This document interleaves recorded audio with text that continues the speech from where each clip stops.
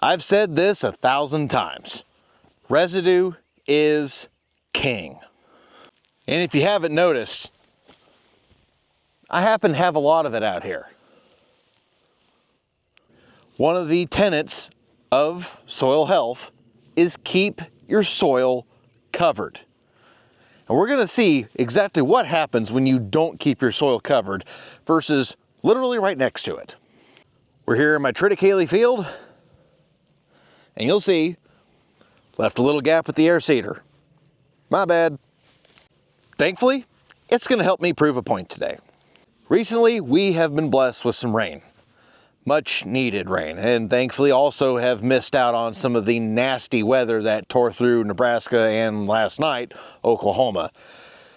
If you got some time, folks, send a few words to the big man for them folks down there. They got their rocked last night.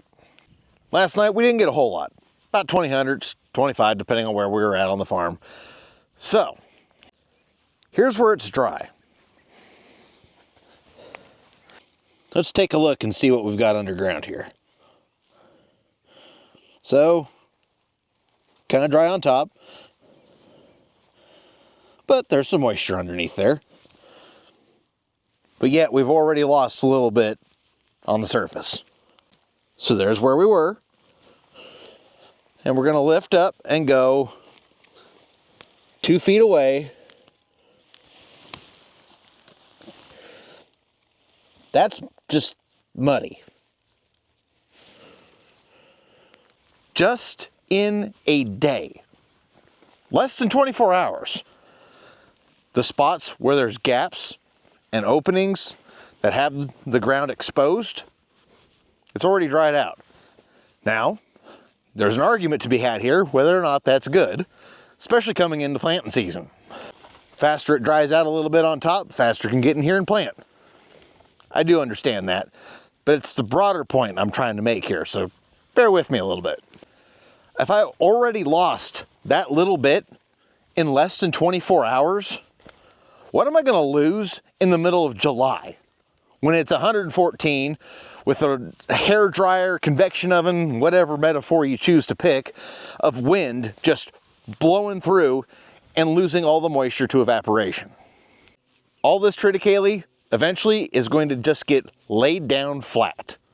Going to terminate it with the roller crimper after I've planted through it green. For those of you that don't understand what that term means, it's pretty much what it says on the label. It's green, I'm going to plant straight through it with the plant still growing and green. And then a couple days, few days, whatever, later, I will come through here with the roller crimper and terminate the triticale on top of what I just planted. Now here's a spot that I just kind of stomped down as a crude example, but just imagine, if you will, all of this laid down across the entire field, acting as a mulch and armoring the soil. All of that mulch is going to help reduce moisture loss due to evaporation, which in the middle of July or August here in Kansas, that's a major problem. It gets really hot and your soil will bake if it's not armored. Another added benefit of having all of this mulch and biomass rolled flat over the surface is it helps prevent the germination of small seeded weeds like mare's tail or horsewhip, whatever you want to call it, pigweed, kochia, all those fun things that have gotten ridiculously herbicide resistant. This layer of biomass will continue to have positive benefits even after the growing season. The soil microbes, all that stuff in the ground that needs food, is going to break this stuff down. Now, this is high carbon stuff here. It's going to take a while for it to break down. I won't get all the benefits out of it for a year, 2, something like that. It's going to take a while for all those nutrients to break down into the soil. But they will be here, and it will provide food for the microbes. And on top of all that, I have data from my moisture probes that tell me that these roots from the triticale are going down at least 18 inches, but not as deep as 26 inches. So, they are opening up the soil. They've made it past what hard pan it used to be here. Now, we do have a little bit of compaction issues right here where we park the semis. But those root channels, they will stay there. They will decay and they'll make openings in the soil for other roots to help follow through. I did forget to mention one thing. On top of all those other benefits that I talked about, the cows have been here for a week. And you can't tell. The entire JTAC herd, cows and calves and everything, are out here wandering around, eating their fill, and probably more, to be honest. And there's so much biomass, so much forage here. I mean, unless you find a spot where they've all congregated, it's pretty tough to tell where they've been. I've had a few different people say that I need to just swath and bale this stuff. I know some other folks that chop their triticale. And believe me, I do understand the sentiment.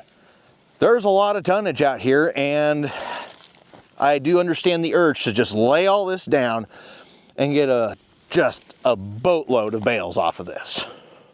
Unfortunately for me, that would be pretty short-sighted. That would leave this soil open, take all my nutrients away, be self-defeating in the end. This will turn out much better in the long run. Don't let short-term benefits hurt your soil health in the long run. Think beyond just this singular growing season and see that the benefits extend beyond that. Widen your perspective a little bit, and it'll change how you see things. That's what it's done for us. And our cattle, our soil, and our whole operation is better off for it. Thanks for stopping by.